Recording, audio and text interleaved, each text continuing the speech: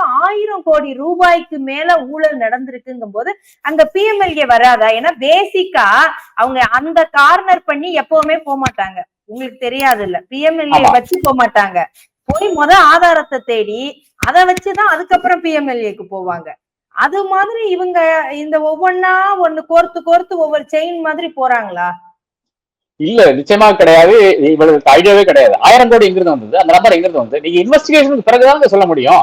1000 கோடியா 5 கோடியா அப்புறம் தான் சொல்ல முடியும். இது ஏறத்தாழ 2G வழக்கு மாதிரி தான் வருகிறது. 2Gல 1,70,75,000 கோடின்னு சொன்னான்.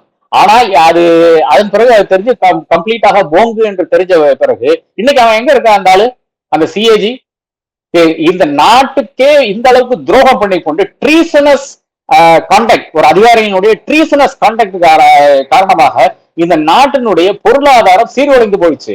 என்டையர் ஐடி அந்த டெலிகாம் செக்டரே உட்கார்ந்துருச்சு.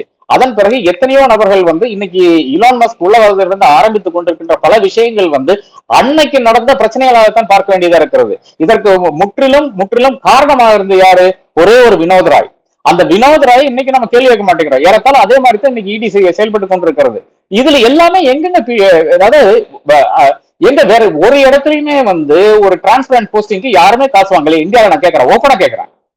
அது எப்படி தமிழ்நாட்டுல காசு வாங்கினா மட்டும் அது ஒரு இடி குற்றமா மாறுது, ஒரு மணி லாண்டரிங் குற்றமா எப்படி மாறுதுன்னு நான் கேட்கறேன்.